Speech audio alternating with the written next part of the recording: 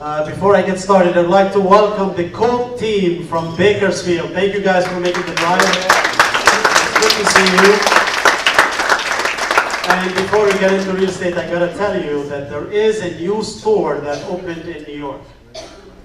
It's called the Husband Store. So women that they're shopping for a husband, they can go to that store. And it's 4 floors. And there are rooms. Once you leave that floor, you cannot come back. So a woman goes to the store in New York and says, the first floor, men with jobs. I said, well, that's wonderful, men, they have jobs, that's good. But that's only the first floor. Let me see what's going on the second floor. So she goes to the second floor. It says, men with jobs and love kids. Wow, that's good. This is the second floor, they have a job, they like kids. This sounds good. But let me check to see what's going on the third floor. So she goes to the third floor and it says, men with jobs, love kids, and they are drop dead gorgeous. So they have a job, they like kids, and they're handsome. So let me see what's going on the fourth floor. The fourth floor, men with jobs, they love kids, they help around in the house, and they're good looking. It's getting better. So I gotta see what's on the fifth floor. So she goes on the fifth floor, it tells men with jobs, great looking, help around the house, and love kids, and also very romantic. She's thinking, this is amazing. But I gotta see, this is getting better every floor I get better. So let me go to the sixth floor. She goes to the sixth floor, and it says, you are visitor number 37,558,333. There are no men on this floor. We just want to prove to you that women are impossible to please.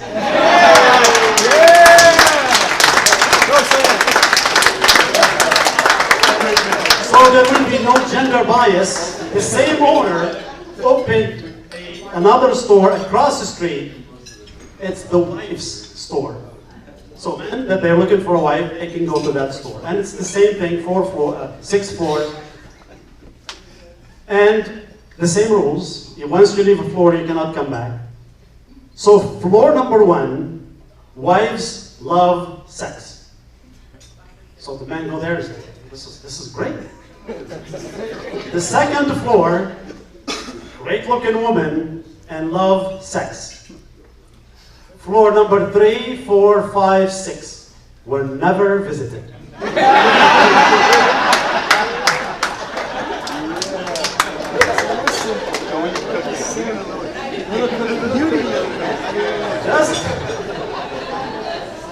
All right.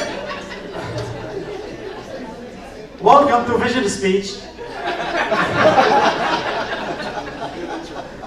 And I've been doing this class for the last 14, 15 years. This is my 15th year. I think I started doing it since 2004. And the reason I do Vision, it's a look ahead to see what's going on in the market, what events are taking place, and it gives us an indication what to do with our business as a business owners, real estate agents, and also as an investors. So it's a look ahead to see what's going on. So the numbers that drives the real estate market in the United States are what? Home sales, home prices, inventory, and interest rates. And affordability, that leads us to affordability. Anything else? And the reason I'm going to share this information with you, and I want you to get it, because when you sit in front of your client, you can share and be fiduciary in front of your client and educate them about what's going on in the market. So, let's look at the home sales. In 2018, we saw fewer sales across the United States. Fewer sales across the United States. But what did that translate to in our local market? So if we look at our local market, we've taken more listings in 2018. If we were to compare listings taken in 2017 versus 18, there were more houses coming in on the market. And while I was walking throughout the office, some of you are saying, you know what, look at the number of homes that are available and it's on the market and active listings. We were over 1,700 and it went up from like 900 to 1,700. Did you notice that last year? Yep. Many of you. And you were doing what? Price reductions, and you were making sure that you are pricing those homes exactly where they need to be in order for them to sell. But over time, the market absorbed those listings. And if we were to look at the monthly listed units, each and every month we've taken more listings in 18 versus 2017. Now, how about the units sold? We took more listings. Did we sell more houses in 2018 versus 2017? No. As a matter of fact, we've sold about 6% less than in 2017, right? Now, if we brought in more homes on the market and fewer homes sold, what does that translate to? That homes are, priced high and prices should adjust. But if we look at the end results in 2018, prices increased by about 6% over 2017. So the average price home in 2018 was close to $300,000 in the Antelope Valley.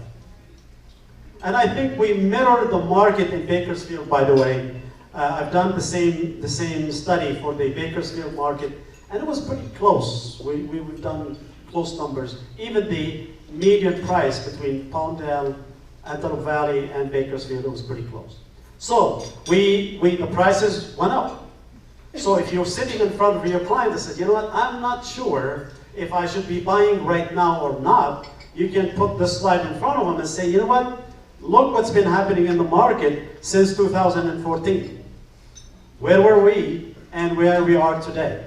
So does waiting help you if we continue on this path? No. So why not buy right now? And if we were to look at the listing prices, we were pricing them, they were priced about average 320 and sold for close to 300. Okay. If we look at the national average in the United States, the average price home in the US was $259 in 2018, and it's projected to be at $267 in 2019. So the prices are still what? They're still increasing. And that leads us to home appreciation. Houses have been appreciated since when? They've been appreciating since 2012, between 5% year over year to 11% year over year, right? So there has been appreciation since 2012, and prices have been increasing between 5 and 11%. So in reality, if you own a house or home for $500,000, what happens a year later if it's increasing by 5%? You just made $25,000, right?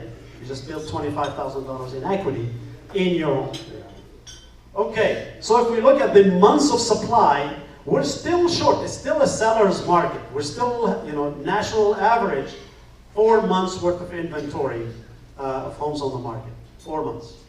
So it's still a seller's market. Now, if we look at local level, we have 1,266 active listings currently in the AV. So with 1,266 listings, if we were to divide by the number of homes that we consume a month, we have 3 months worth of inventory. Like if no additional listings came in on the market today, all of those listings will be sold in 3 months, right? So we have 3 months worth of inventory. What does that tell us again? It's still a seller's market, right? So lower inventory, that means prices are still appreciating. So if a buyer is saying, I'm not sure if I should buy, maybe I should wait, and things like that, the market, it's still showing us what? We're in good shape. Now, can we predict what's going to happen 5 years or 10 years from today or 3 years from today? No. But overall, people are not buying homes to live in them and sell them the second day or the second, in a year or 2 years. They stay in those homes for a long time, and over time, they're guaranteed to build equity. That's what the history shows us. So, if we look at the interest rate also, when we say 4.5% or we say 5%, it seems like it's, oh my God, it's 5% or 4.5% or 4.25%. Historically, the average interest rate is 6.5%. So when you sit in front of your client and they say, well, I don't know, 4.5% interest rate, historically it's been 6.5%. The average is 6.5%. And 4.5%, it's still a great interest rate, or 4.25%, or 4.65%. It's still a good interest rate. Okay? Now, throughout the year it goes up in 4.25%, 4.5%, 4.65%, 4.23%. It just ranges between 4 and 4.5. All right. So what we learned so far is that a seller's market. Yes. Home prices are, what's happening to home prices? They're increasing in value. What's happening with the interest rate? It's still between 4 and 4.5, and is that a good interest rate? Yes, it is. And now, when you have the price, when you have the interest rate, and that leads us to what? Are homes affordable? It's still showing us that 17% of the median household income, that's what costs them when they buy a house. So 17, let's say you make $100,000, $17,000 a year, that's coming out of your pocket for the cost of the house. That's interest and principal, by the way, not taxes and insurance. So historically, it's been at 21.6%, which is 22. So homes are still affordable, by the way. They're still affordable, okay? So we go to the next segment, which is gross domestic product, unemployment, income, and inflation. Now, what is a GDP? The government talks about the GDP, right? What's the GDP? Yes, but what's the gross domestic product? The consumption from what the customers acquire. It's the sale of goods that's created, right? This is what it means. It represents the total dollar value of all goods and services produced over a specific period of time. And the government looks at it carefully, by the way. This is very important. And when it goes low, like 1%, if the GDP is 1%, the economy feels weak, right? So the government would like to see that between 2 and 4%. And so far, it has since 2010, it has been ranging in those categories. And when it dipped below 2, we felt that the economy is a little bit anemic. So the government looks at those numbers, by the way. And so far, those numbers are what? Are good. They're, last year it was 3%. That's exactly where the government wants to see it. And 2019, it's looking just as good, by the way. So the government looks at the gross domestic product. So if you're thinking, if a buyer is hesitant, well, I don't know about the economy. Well, so far, the economy is showing good signs, right? Now, the unemployment is another factor the government looks at. How are we doing with the unemployment? We're doing amazing. Our unemployment is under 4%, which is pretty good, by the way. So this is another indicator that we're in good shape, right? So if we look at the unemployment in the Antelope Valley, and this is still 2017, by the way, California is 4.8 in 2017, so now 18 and 19, I'm sure it's going to be a little bit lower. And same thing with Palmdale and Lancaster. And I remember one time I reported the numbers like 11% unemployment in the area. And now, dropped into half, 50%. So our unemployment is in pretty good shape on a local level and on a national level, right? Now, if we were to look at the income, so when there is employment, what happens to people's salaries? it goes up, right? So people are making more money today than, let's say, 2 or 3 or 4 years ago. And if we look at the, so let me ask, what's the meaning of a household income? Total income of the family that are employed in a household, okay? So, if we were to look at the median price, this is 2017 by the way, national $57,000 is the median income, family income, household income.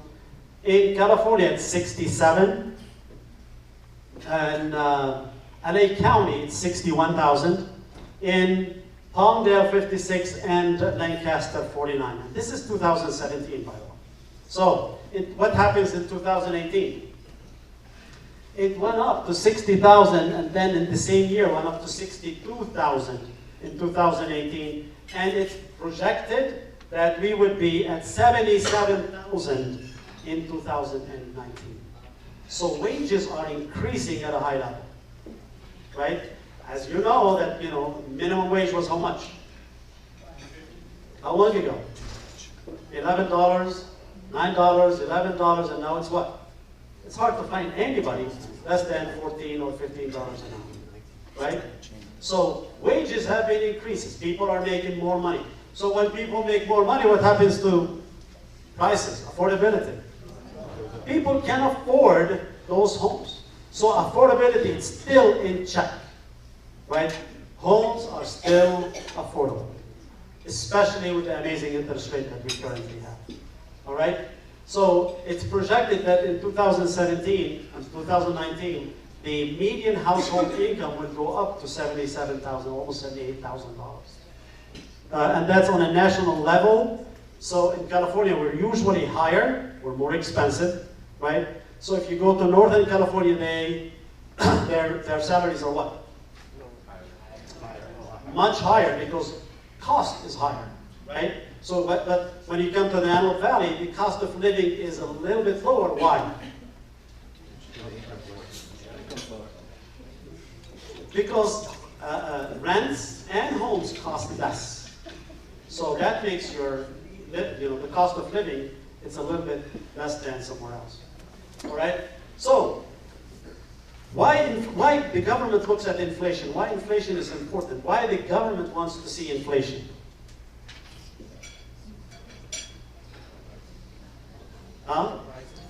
Yeah, they want prices to go up. They don't want prices to go down. Prices go down, that's deflation, that's unemployment. Prices go up, that's inflation, that's employment, by the way. And the government would like to see those numbers between 2 and 4. And guess what? It is in that range, between around 2%. So what's happening so far? When we're looking at those numbers, what it's telling us, what's happening with the GDP? Is it in good shape? Yes. What's happening to unemployment? Is it in good shape? Yes. And when we look at inflation, is it in good shape? Yes. So when you're sitting in front of your client, you can tell him, you know what? I understand you're nervous. It's probably your first time buying a house, but let me share with you some statistics. Those are the numbers that the government looks at, and let me share them with you so it gives you a little bit of confidence about buying a house, right? So this is what's going on with the GDP. This is what's going on with the inflation. And this is what's going on with the unemployment. So we're looking good so far. Now, can we guarantee 2 years later that there's not going to be a correction? No, but so far it's looking good. All right, so these are the events that goes the sites per agents, distressed sales, underwater homes, and the new home construction. Okay, let's look at that real quick. On an average, dividing all the transactions in the United States by the number of agents, the average agent should be selling 8 homes a year.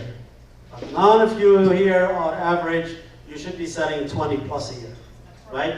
So, the average sales for an agent is 8. And I know you guys are doing far better than that. You don't want to be an average.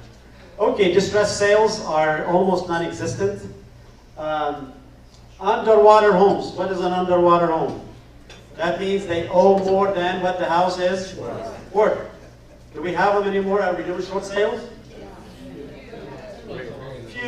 and far in between, right? Remember what we were doing a few years ago? A lot of short sales. Okay, now we look at the new home construction. Historically, we build about 11,000 homes a year. And so far, since 2008, we have not beaten that threshold. So there is a need for new homes. There is a need for new homes. Okay, what are the debts that are crippling some of our home buyers and making an impact on their qualification and the ability to buy homes? A lot of 2.9 in 2018, the debt even went up a little bit more in student loans and consumer debt loans. So we are spenders, basically. A lot of us have loans, and 2.9 trillion, and the student loan debt, $1.4 trillion. And I know a lot of students that they have massive, massive loan amounts.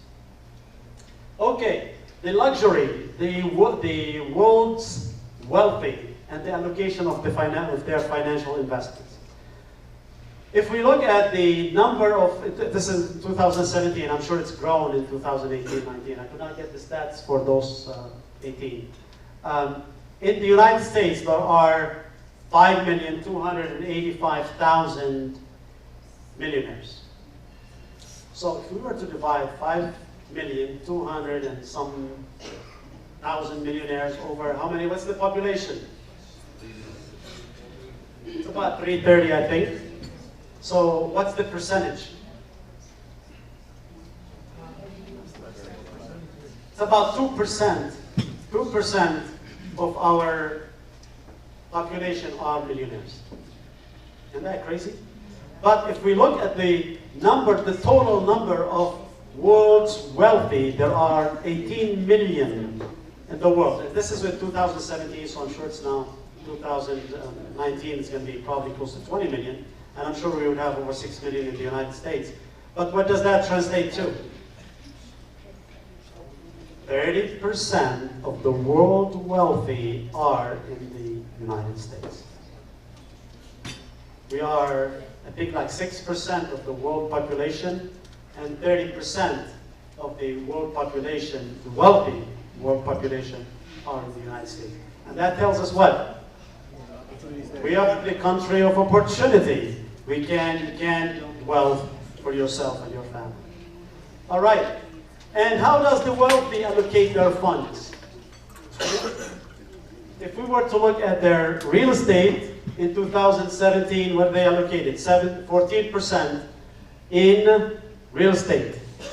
Cash, 27%. Fixed income, 18%, and 31% in the stock market. Interesting, huh? They heavily invest in the stock market and not as much in real estate. All right, so the commercial loans also, they're in pretty good shape.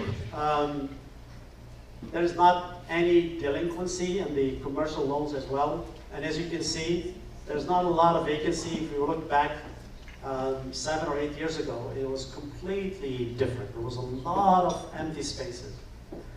All right, the shifting landscape, what's going on, the platform, and coming soon listings, what's going on with that idea.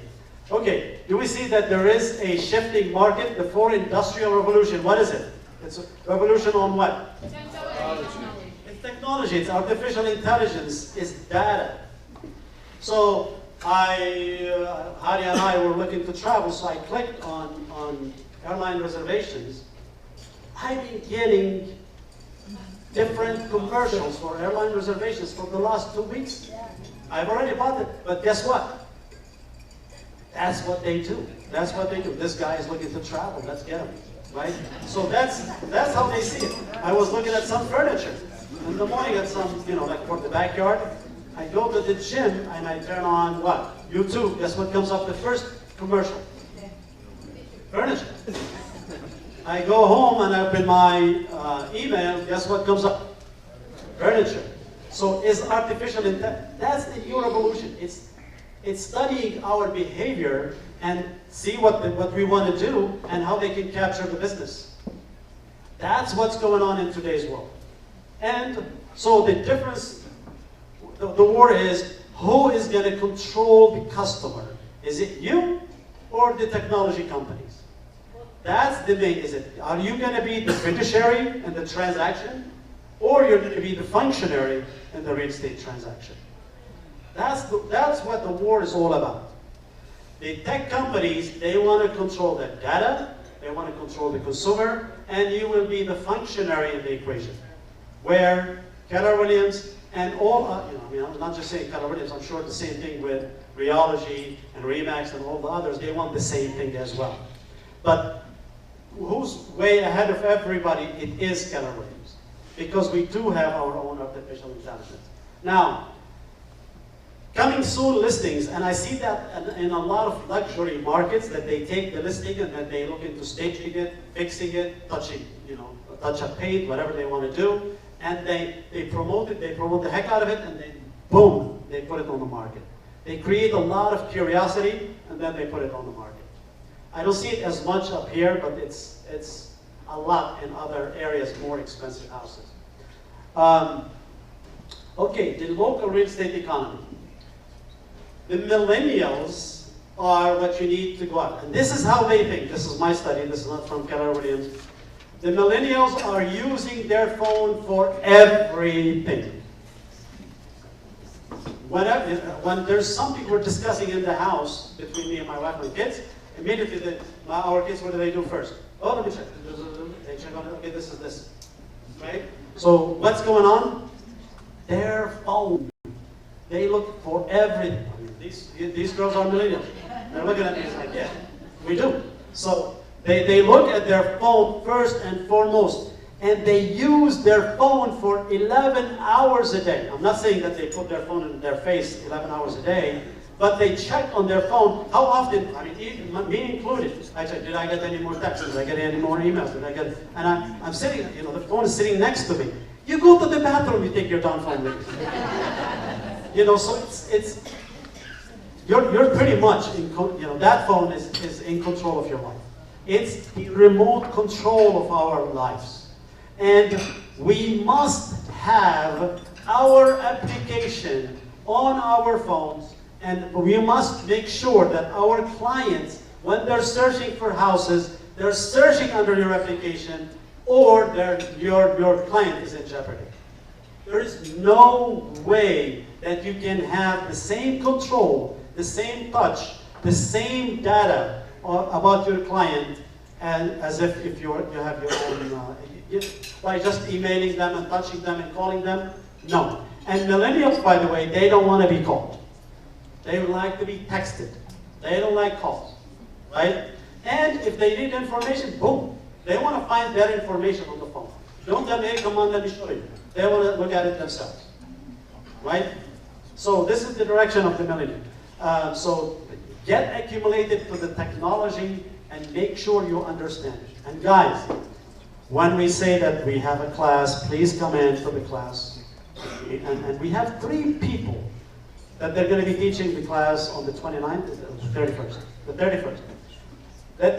If you get stuck, they're there to help you. But we want you to be on technology. We want you to embrace it. This is the direction. This is the changes that are taking place. It's not a choice. Hey, listen, let me choose if I go with this or no. There's no choice. Do or die. Technology is here to stay. I said it 3 years ago, 4 years ago. I said, embrace it. Use it. See how you can capitalize on it. How it can help you with your business. And without it, you're going to be crippled. So, they do their own research. Millennials, they seek community. They have a common area or a local cafe. They like looking for more than just one house. And in reality, a lot of times, they're finding their own houses. Either they find it on your own application, or Zillow or Redfin. Which one you prefer? So you gotta put your application in front of them. Wherever I am with some friends, I ask them that question. What do you use when you search for houses? Well, I use this. No. Let me show you. boom, boom, boom, boom, boom. And in reality, it's so accurate and it's so easy to use that they love it. Yesterday, I was at my niece's house, and they were talking about the house right down the street on the cul-de-sac. And he said, I wonder what's going on. What's the price of that house? I said, I sent you the application. Look at it. No, just one click. It gave them that house. Nearby homes. Immediately, it gives you that. The minute you open it, it gives you the other homes. So it's a great tool, and you can search for any houses anywhere in the United States. Use it for your advantage. If you don't, your customer are going to be using some other application. When they do, what happens?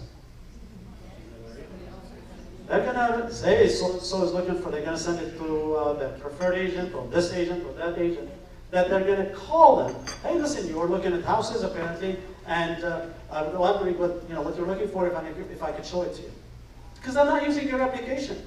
If they're using your application, guess what? You will get that notice. So I cannot stress enough how important technology is. And I know to the people my age, or close to my age, it's a little bit harder than the younger age. But you gotta embrace it. Okay. iBuyers, have you heard of iBuyers? What's going on with the iBuyers program? What happens now? Yeah, they're telling them, you know what, we'll buy the house directly from you. And who's doing that now? Who started it? Zillow started it. Actually, Open Door, they started it even before Zillow. I think Open Door started it before Zillow, and then Zillow, and then, I don't know, and same thing with Redfin and some other companies. And of course, Keller Williams had to follow suit. It's like, if they're offering this, I must offer it too, because I don't want them to have an advantage over us, right? So, not because we want to, but we're going to be offering this program throughout the United States. Now it's launched in Texas, but it's going to go all over the United States. So this is the iBuyers program, and again, to eliminate who? You. And now, what did Redfin do lately? You can submit an offer online without an agent, right? What does that do? They're cutting the buyer's agent, right? What did Remax and Zillow do several months ago, a few months ago? They got together, they said, you're going to send us your referrals, and we'll handle the buyers for you. But when Remax found out that they have their own program that they're starting, and now they're going to eventually launch it nationwide, they said, these guys are using us. And I don't know if you read the story that I had on Facebook, the frog and the scorpion. What did the scorpion say to the frog? Just let me cross through the river, and just let me on your back and cross through the river. The frog says, yeah, well, you're on my back. You're going to bite me and kill me. He says, why would I kill you? I'm on your back, and I need to get to the other side of the river. So you know what? Your logic makes sense. So the scorpion got on the frog's back, and as the frog was swimming through the river, the scorpion bit it. This is, why did you do that? Why did you do that? He says, well, it's in my nature. I could not help it. And that's the nature of those tech companies. So don't trust that they're there to help you or for your best interest. They're there for their best interest. Okay? Okay, the National Association of Realtors. First-time buyers are just about 33%. They need to be about 40%. And how information source for buyers use? What did they use? Online. What's the second? Real estate agent. What's the third? Tax mobile. Mobile tablet. How is it going? 73% used their what? Their phone. Are you sharing your application with them? It's your best tool. It's your best protection. All right? Where did the home buyers find the homes that they purchased? Internet. On the internet. It makes it convenient for them to look at it, and then they come to the agent, hey, listen, I like those houses, let's go take a look at it. And of course they buy it. You know, the 28% with the agents, I'm sure the agents are giving them their application. But it worries me about some of the smaller companies that they don't have an application. Okay. So, what's important for an agent in a brokerage? And this is what the study shows. Number one, if you are a company that is number one, you must be doing something right. If you're in the number one in the market, you must be doing something right. And what does the training looks like? That's what an agent needs to look for. And what technology do they provide? And what's their support system? These are the four main factors for an agent when they join a company. Now, often agents, what do they base their decision on? They come from a mind of scarcity and they say, well, I'm saving some money, right? But if you're saving money and you're with a company that has little market presence, no training, no support, no real technology, and your business is slowing down, who cares about 100%? 100% of nothing is nothing. So, do you think that we would not love to cut expenses and charge less? No, but our technology, our training, our education, our support, it costs money. Where is Adam and Gary today? In training. Where was Adam last week? In training. Why am I training him? So he couldn't go practice at home? No. So he can practice with you guys and help you and guide you and support you with your business. Right? So, looking at the top producers, it gives you an indication if a company is doing the right thing or not. Right? So we look and see that Keller Williams has more top producers than any other company. So if we look at the top 2% in the whole board, 11 of them are KW agents.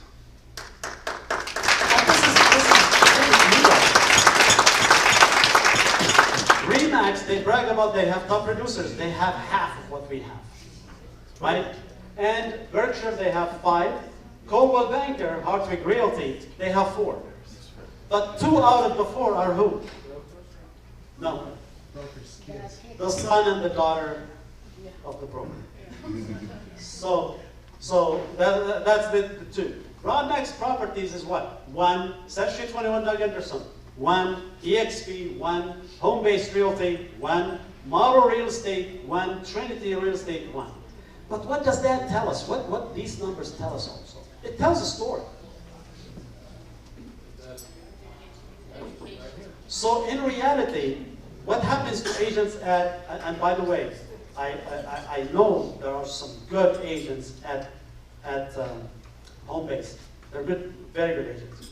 But they go there, no training, no education, no support, no technology. What happens to their production? But they think they're saving money. That's what amazes me. They think they're saving money. Those agents have a potential to be in the top few. Seriously. When I look at them and where they've been, I know they have far more potential than where they're at. And they only have 1 top producer, right? And some other companies don't exist. And also, independent brokers, look, Rodmax and Trinity are what? One with Yossi, and the other one works with some other investor as well. So they work with investors, that's why in the top. So if you look, there's independent brokers, what happens? They don't exist in the top of the list. Right? And if we look at EXP, same thing. Out of the 11 agents that we have in the top 2%, guess how many of them are homegrown? That means they started their business new at Keller Williams and climbed to the top. How many? 6 out of the 11. 6 out of 11 are, they started brand new agents, Rima, Thomas, and a few others. That they've started is new. Brand new agents, and look where they're at with their production. So that tells you if I'm with the right company or not, and that tells us if we're doing the right thing or not. Okay? Now, companies' profits and loss. So some of those tech companies that they are on the stock market, and really the stock market is helping them to stay alive, Zillow lost in 2018 $120 million, by the way. So their system does not work. But what does the investors are betting on? The future, right? That this model might work. And same thing with EXP. They lost 22.5 million. Redfin, they lost 42 million. Reology, on the other hand, profited 120 million, 137 million, I'm sorry. Remax profit was 27 million. KELLER's profit share over $170 million. So what does that say? We are a significant player in the market. Significant player in the market. So, with that being said, each and every year my goal is really to have you, to make sure that you have a deep look on what's going on the market and what's ahead of us. So far, the market looks good, right? Now, that doesn't mean that something could happen and the market changes. So always plan, like, what if the market changes, what happens? Now, I look back in 2004, that's when I started pulling back from owning investment properties, right? I felt that the market is wacky. Sure enough, 5 comes in, 6 comes in, 7, boom, the market was horrible, right? Now, the market is still in good shape, and affordability is still in check. So I see that the market for this year is going to continue to be in decent shape. 2019, tune in for 2019, and I will tell you, what direction the market is going. But all of the indications right now, it's showing us that the market is in decent shape. Okay? So, I'll share with you one last story. In Japan, there's a mountain in the middle of the country that they call it the mountain of the elderly. This is where, when the elderly reaches a certain age, their kids take them to the top of the mountain to meet God. And this guy is taking his mother to the mountain. And as he was walking, she was clipping stuff of the trees and dropping it. And he looked at her and he says, half in anger and half in guilt, he says, "Mom, what are you doing?" She said, "Son, I'm creating a path for you, so when you come back, you don't get lost." My intention and my goal is to create a path for you and help you navigate and continue to succeed in the real estate business and the real estate market. And I want to thank you all for being here today and make it a great, great day.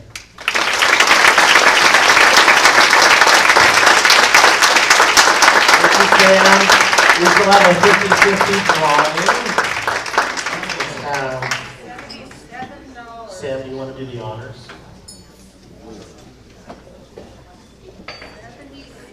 $7. 77 buckaroonies. 921. Everybody has that. 406. 406. Woo! All right. Good job. Matthew from Bakersfield. Congratulations.